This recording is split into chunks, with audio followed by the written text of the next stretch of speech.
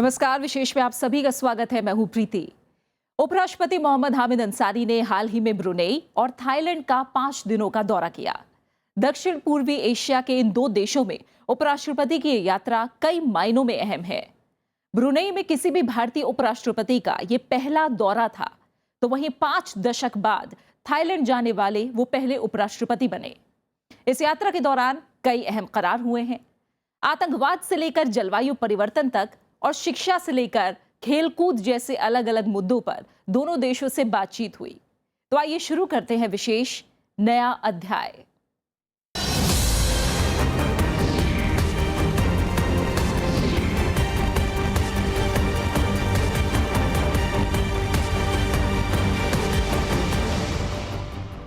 उपराष्ट्रपति मोहम्मद हामिद अंसारी ने आतंकवाद को बड़ी चुनौती बताया और इससे सख्ती से निपटने पर जोर दिया है। ब्रुनेई और थाईलैंड की यात्रा से स्वदेश वापसी के वक्त उन्होंने ये बातें विशेष विमान में कही। उपराष्ट्रपति ने कहा कि इस यात्रा के दौरान दोनों देशों के साथ आतंकवाद समेत कई और मसलों पर सफल बातचीत हुई है।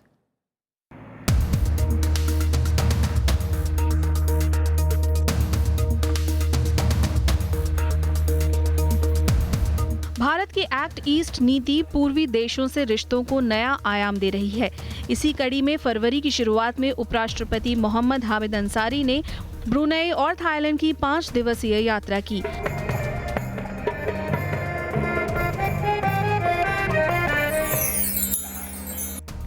उपराष्ट्रपति ने दोनों देशों के साथ आतंकवाद समेत कई मसलों पर बातचीत को बेहद सफल और सकारात्मक बताया। That they are keen on developing their relations with India in different fields.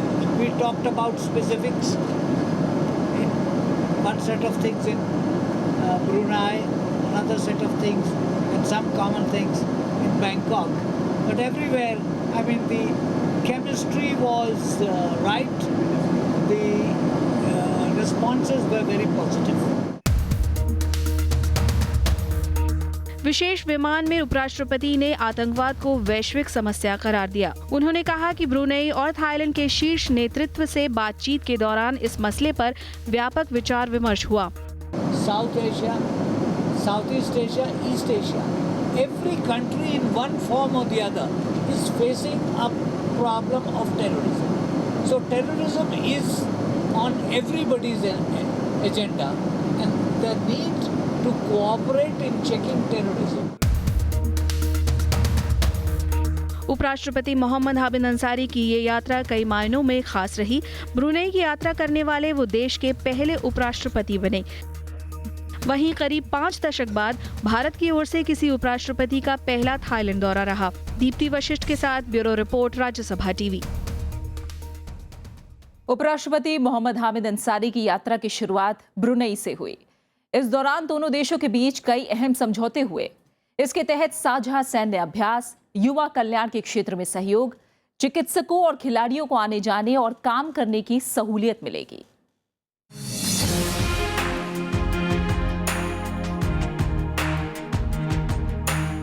दक्षिण पूर्वी एशिया के देश ब्रुनेई के साथ रिश्तों को और मजबूत बनाने के लिए भारत के उपराष्ट्रपति मोहम्मद हामिद अंसारी ने ब्रुनेई का दौरा किया। उनका ब्रुनेई की राजधानी बंदर सेरी बेगवान पहुंचने पर भव्य स्वागत किया गया। वहां के वित्त मंत्री अब्दुल रहमान इब्राहिम ने एयरपोर्ट पर उपराष्ट्रपति मोहम्मद हामिद अंसारी का स्वागत किया।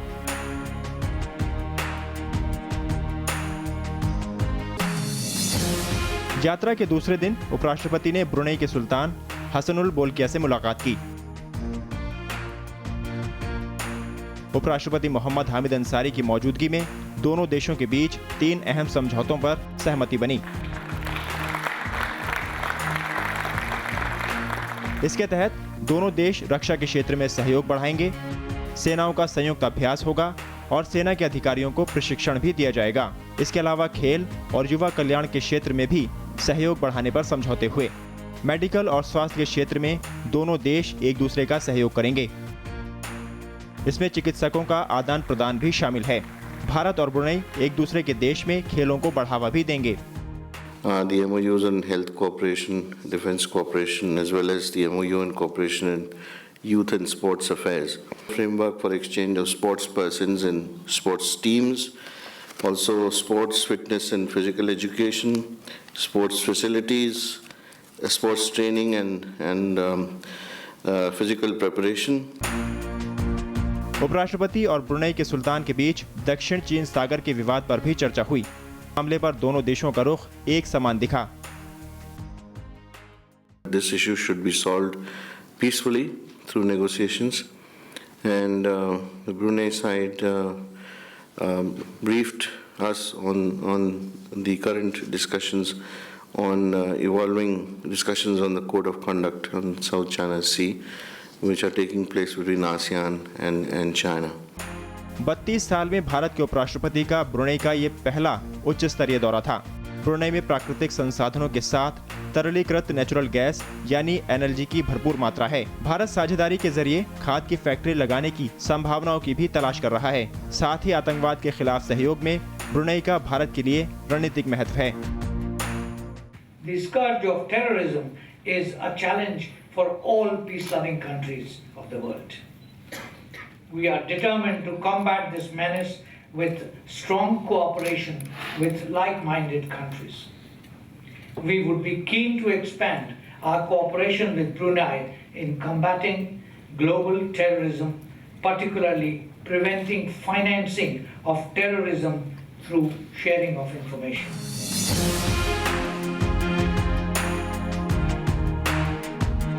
उपराष्ट्रपति मोहम्मद हामिद अंसारी राजधानी बंदेर शेरी बागवान के मशहूर ओमर अली सैफुद्दीन मस्जिद भी गए।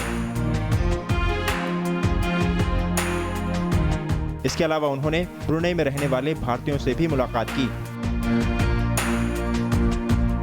हामिद अंसारी जी यहाँ आए हैं तो वी फील कि इंडिया को इतना अच्छा लेवल पे रिप्रेजेंटेशन तो मैं 10 साल में पहली बार देख रही हूँ। वी ऑल इंडियंस उसका बहुत गर्व मानते हैं कि अपने इंडिया से भी कोलैबोरेशंस हो रहे हैं ब्रुनेई के। We are like missing a lot of relation between Brunei and India, basically in terms of education and health. But I hope now it's going to be further strengthened.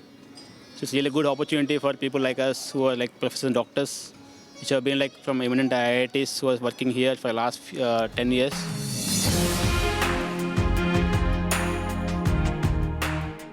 उपराष्ट्रपति ने विशेष विमान में पत्रकारों से बातचीत में ब्रुनेई को भारत का अहम सहयोगी बताया। Long live Brunei India friendship, ये कहते हुए उपराष्ट्रपति हामिद अंसारी ने अपना ब्रुनेई दारुसलेम का दौरा खत्म किया और उम्मीद भी जताई कि मेक इन इंडिया और डिजिटल इंडिया के प्रोग्राम्स के तहत भारत और ब्रुनेई के रिश्ते और भी ज़्यादा गहरे हो सकेंगे। कैमरामैन एम एस सुरेश के साथ दीप्ति ओशिस, ब्रुनेई दारुसलेम से राज्यसभा टीवी के लिए। यूनिवर्सिटी ऑफ ब्रुनेई दारुसलाम में उपराष्ट्रपति मोहम्मद हामिद अंसारी ने दोनों देशों के कई साझे मुद्दे उठाए। तेजी से बढ़ रही भारतीय अर्थव्यवस्था को उन्होंने ब्रुनेई के लिए निर्यात का अवसर करार दिया। उपराष्ट्रपति ने भारत ब्रुनेई के पुराने संबंधों का जिक्र किया और कहा कि भविष्य में इसे और बेहतर बनाने की कोशिश की जाएगी।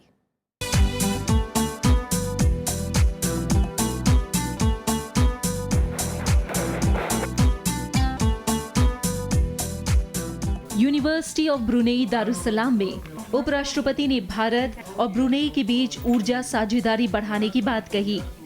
India Brunei partners in peace and prosperity विषय पर भाषण के दौरान उन्होंने कहा कि भारत ब्रुनेई के बीच खरीदार और विक्रेता के रिश्ते से ऊपर उठने के अवसर मौजूद हैं, लिहाजा इस क्षेत्र में बेहतरी लाई जानी चाहिए। There is a tremendous potential to diversify and do value addition in the hydrocarbon export chain. In this context, India is keen to work with the government of Brunei in setting up a fertilizer plant that would make use of the hydrocarbon resources available here for producing fertilizers to meet the agricultural requirement in India. उन्होंने make in India, digital India और 100 smart city जैसे flagship कार्यक्रमों को निवेश का बेहतर मंच करार दिया। मोहम्मद हामिद अंसारी ने इस मौके पर रक्षा क्षेत्र में दोनों देशों के सहयोग की मिसालें पेश की। साथ ही जलवायु परिवर्तन और आतंकवाद जैसे मसले से निपटने के लिए सहयोग की बात कही। उपराष्ट्रपति ने अंतरिक्ष के क्षेत्र में ब्रुनेई के सहयोग की प्रशंसा की। We are grateful for the assistance and cooperation that have been extended by Brunei to India's space program through the telemetry tracking and telecommand station of the Indian Space Research Organization in Brunei. The station was a crucial component in India's spectacular success in deploying the Mangalyaan in orbit around the planet Mars. We look forward to continuing our cooperation in this field. Bharat और Brunei कई अंतर्राष्ट्रीय मंचों पर सहयोगी देश की भूमिका में हैं। उपराष्ट्रपति ने ऐसे मंचों की मिसाल देते हुए कहा कि भारत दक्षिण पूर्वी एशिया के साथ निकटता बढ़ाने की कोशिश में है। उन्होंने इस दिशा में एक्ट ईस्ट नीति का जिक्र किया। उपराष्ट्रपति ने ब्रुनेई में काम कर रहे 10,000 पेशेवरों को ब्रुनेई की तरक्की के लिए अहम बताया। यूनिवर्सिटी ऑफ ब्रुनेई की कुलपति डॉक्टर हजा अनीता ने भारतीय उच्च शिक्षण संस्थानों के साथ साझेदारी की उम्मीद जताई। University Brunei Darussalam is actively seeking cooperation in terms of education. With India set to become the world's third largest economy after 2030, we look forward to greater collaboration with Indian higher education institutions towards establishing closer links in research, teaching, as well as student and staff mobility. इस वक्त Brunei के अलग अलग विश्वविद्यालयों में 842 भारतीय छात्र पढ़ रहे हैं। उपराष्ट्रपति मोहम्मद हामिद अंसारी ने भारत और ब्रुनेई के शिक्षण संस्थानों के बीच सहयोग का समर्थन किया। The quality of our professionals is a testimony to the strength of the academic institutions in India. This is another area for us to collaborate. We would welcome more exchanges of students, teachers, researchers from the academic institutions in Brunei. 1984 में आजाद होने के बाद Brunei का स्वागत करने वाला भारत पहले देशों में से एक है। इस वक्त भारत वहां से सालाना $1 अरब का कच्चा तेल आयात करता है और इस तरह भारत वहां का तीसरा बड़ा आयातक है। इस आंकड़े को दोनों देश और आगे बढ़ाना चाह रहे हैं। दीप्ति वशिष्ठ और रजत कीम के साथ ब्यूरो रिपोर्ट, राज्यसभा टीवी। यूं तो भारत और ब्रुनेई के बरसों पुराने सांस्कृतिक संबंध हैं, लेकिन दोनों देशों में राजनयिक संबंध 20वीं सदी के अंत में मजबूत होने शुरू हुए। दोनों देशों में कारोबारी संबंध भी वक्त के साथ बुलंद होते गए। आइए एक नजर डालते हैं भारत और ब्रुनेई के संबंधों पर।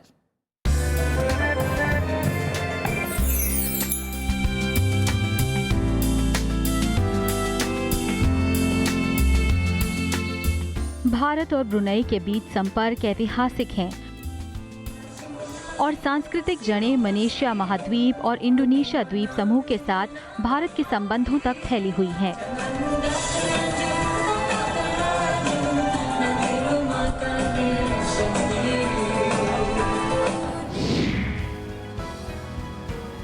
भारत और ब्रुनेई के राजनयिक संबंध 1984 में शुरू हुए। तत्कालीन प्रधानमंत्री राजीव गांधी और ब्रुनेई के सुल्तान के बीच चर्चाओं का दौर शुरू हुआ। संबंधों की नींव तब और मजबूत हो गई जब अगस्त 1992 में ब्रुनेई ने भारत में अपना उच्चायोग स्थापित किया। अगले ही महीने यानी सितंबर 1992 में ब्रुनेई के सुल्तान ने भारत का पहला राजकीय दौरा किया, जिसके बाद 1993 में ब्रुनेई में रेजिडेंट भारतीय राजनयिक मिशन की शुरुआत की गई।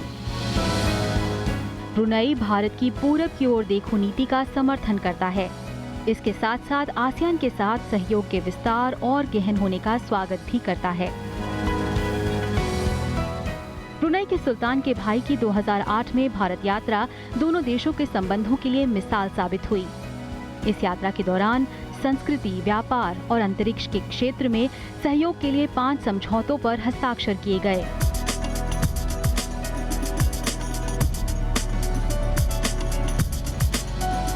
भारत ने 2009 और 2011 में ब्रुनेई दारुस्सलाम अंतर्राष्ट्रीय सुरक्षा प्रदर्शनी और सम्मेलन में हिस्सा लिया। –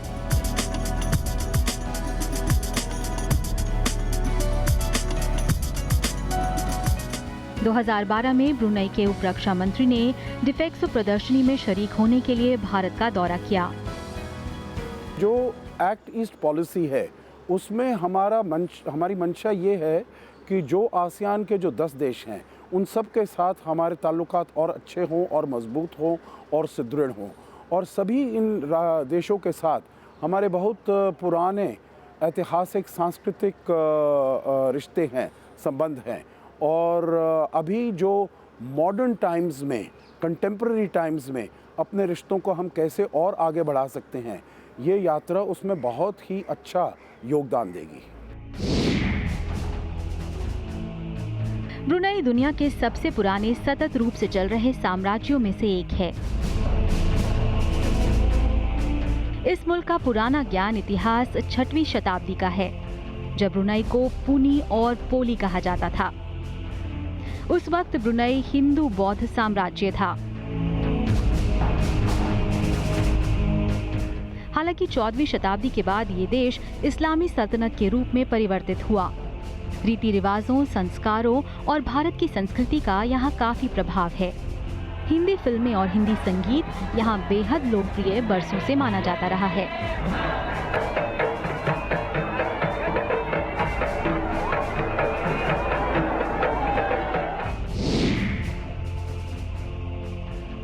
उन्नीस में ब्रुनेई में तेल की खोज होने से हाइड्रोकार्बन क्षेत्र में काम करने के लिए हजारों की संख्या में भारतीयों ने ब्रुनेई का रुख किया था।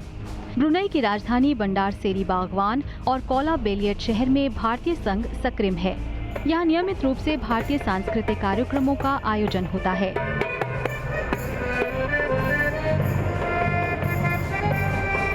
जबकि इंजीनियरिंग, आईटी, बैंकिंग और शिक्षा के क्षेत्र में यहाँ भारतीय अपनी सेवाएं प्रदान कर रहे हैं। टेक्सटाइल क्षेत्र में यहाँ भारतीय कारोबारियों का एकाधिकार माना जाता है। ब्रुनेई में 10,000 से ज्यादा भारतीय रहते हैं।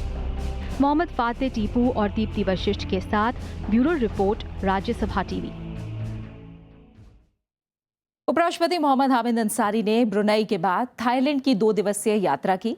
इस दौरान वहां की राजकुमारी और प्रधानमंत्री समेत कई शीर्ष नेताओं से मुलाकात की। भारत और थाईलैंड के बीच समुद्री सुरक्षा और दक्षिण चीन सागर के मसले पर साझा रणनीति बनाने पर सहमति बनी। उपराष्ट्रपति ने क्षेत्रीय सुरक्षा, व्यापार, निवेश और आतंकवाद के खिलाफ लड़ाई पर खासा जोर दिया। ब्रुनेई की 3 दिवसीय यात्रा के बाद 3 फरवरी को उपराष्ट्रपति मोहम्मद हामिद अंसारी थाईलैंड की राजधानी बैंकॉक पहुंचे। एयरपोर्ट पर उप प्रधानमंत्री प्राचिन जुटांग ने उनकी अगवानी की। उपराष्ट्रपति मोहम्मद हामिद अंसारी बीते 50 साल में थाईलैंड की यात्रा करने वाले पहले उपराष्ट्रपति हैं।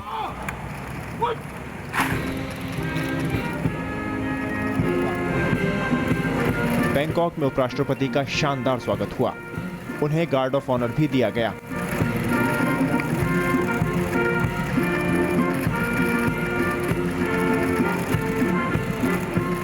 थाईलैंड की यात्रा के दौरान उपराष्ट्रपति मोहम्मद हामिद अंसारी ने प्रधानमंत्री जनरल प्रयुत चान-ओ-चा से मुलाकात की। दोनों नेताओं ने द्विपक्षीय संबंध, व्यापार और क्षेत्रीय मसलों पर चर्चा की।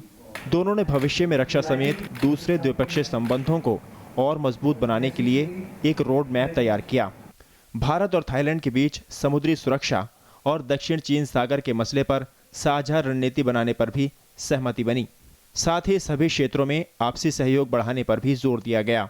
The challenges that the Thai government has faced and tackled, especially in the social sector, like health and social welfare and education sectors, and also the mutual cooperation that we've had in all these fields, but mostly very lately in security side, which has added to the stability of this relationship.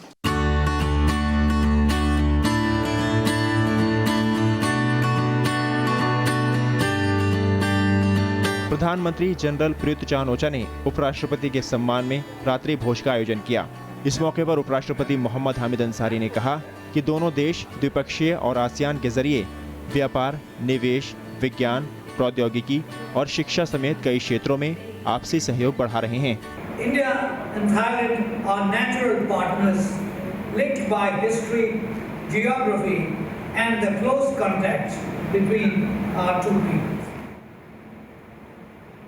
My visit, the first by an Indian Vice President in 50 years, is a manifestation of the desire we have to deepen the flow of ideas, people-to-people contacts and bilateral trade between our lands. उपराष्ट्रपति ने दोनों देशों के बीच बेहतर संबंधों की संभावनाओं का भी जिक्र किया। We admire the way Thailand has brought progress to its industrious people by making great strides in socio-economic development. Our cooperation both bilaterally and in the ASEAN grouping encompasses diverse areas of mutual interest, including trade and investment, science and technology, education, and cultural exchanges. People-to-people contacts at various levels are the bloodstream of our friendship. Thailand के प्रधानमंत्री general Prayut चान-ओचा ने कहा कि दोनों देश मौजूदा सहयोग को ज्यादा मजबूत और व्यापक बनाने के लिए प्रतिबद्ध हैं। इस यात्रा से कई क्षेत्रों में साझेदारी बढ़ाने में मदद मिलेगी। 1991 की लुक ईस्ट पॉलिसी से 2016 की एक्ट ईस्ट पॉलिसी। उपराष्ट्रपति हामिद अंसारी ने अपने थाईलैंड दौरे के दौरान इस बात पर बहुत जोर दिया।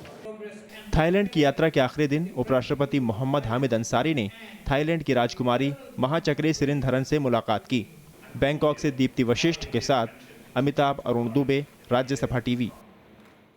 थाईलैंड यात्रा के दौरान उपराष्ट्रपति मोहम्मद हामिद अंसारी ने कई कार्यक्रमों में शिरकत की। उन्होंने बैंकॉक की चुलालोंगकोर्न विश्वविद्यालय में व्याख्यान दिया। इस दौरान उपराष्ट्रपति ने बढ़ते आतंकवाद पर गहरी चिंता जताई।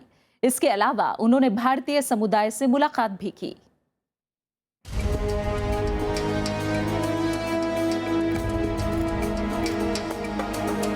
थाईलैंड यात्रा के दूसरे दिन उपराष्ट्रपति मोहम्मद हामिद अंसारी ने बैंकॉक की चुलालोंगकोर्न यूनिवर्सिटी में छात्रों, कारोबारियों और शिक्षाविदों को संबोधित किया। उन्होंने India, Thailand and ASEAN contour of a rejuvenated relationship विषय पर व्याख्यान दिया। इसमें उपराष्ट्रपति ने आतंकवाद पर गहरी चिंता जताई। उन्होंने कहा कि थाईलैंड और भारत दोनों ही आतंकवाद से पीड़ित हैं। उपराष्ट्रपति ने आतंकवाद और क्षेत्रीय चुनौतियों से निपटने के लिए समान सोच वाले देशों के बीच साझा सहयोग की अपील की। Non-traditional threats such as piracy, smuggling, transnational crimes, and drug trafficking are on the rise and pose a challenge for our countries and require strong and determined, coordinated action to control. The spreading tide of extremism and terrorism is a threat we both face. Successfully dealing with such threats requires strong cooperation among like-minded partners. Thailand and India already have a robust cooperation in this area, and I am glad that we have also taken steps to institutionalize such cooperation at the regional level. उपराष्ट्रपति ने सरकार की act east नीति के तहत ASEAN क्षेत्र से संपर्क बढ़ाने पर खासा जोर दिया। उन्होंने भारत और थाईलैंड के बीच रक्षा और व्यापारिक संबंधों में अपार संभावनाओं का भी जिक्र किया। उपराष्ट्रपति ने थाईलैंड से आर्थिक संबंधों और निवेश को मजबूत करने और व्यापार को बढ़ावा देने की जरूरत बताई। उन्होंने कहा कि दोनों देशों के बीच व्यापार और निवेश अभी काफी कम है। India has pursued a look east policy. This emanated from a perception that our economic progress and well-being is intimately linked to the growth and prosperity of the entire Asian continent, especially of our friends across the Bay of Bengal and the Andaman Sea. उपराष्ट्रपति मोहम्मद हामिद अंसारी ने दक्षिण चीन सागर के हालात पर भी अपने विचार साझा किए। उन्होंने कहा कि एक्ट ईस्ट नीति के तहत थाईलैंड के साथ समूचा आसियान भारत के लिए अहम जगह रखता है। उपराष्ट्रपति ने बुनियादी ढांचे, विनिर्माण, व्यापार, स्मार्ट सिटी और मेक इन इंडिया जैसे महत्वपूर्ण कार्यक्रमों में भारत आसियान सहयोग पर भी विशेष जोर दिया। उपराष्ट्रपति ने थाईलैंड में भारतीय समुदाय के लोगों से भी मुलाकात की। वो प्रसिद्ध बौद्ध मंदिर भी गए। दीप्ति वशिष्ठ के साथ ब्यूरो रिपोर्ट, राज्यसभा टीवी।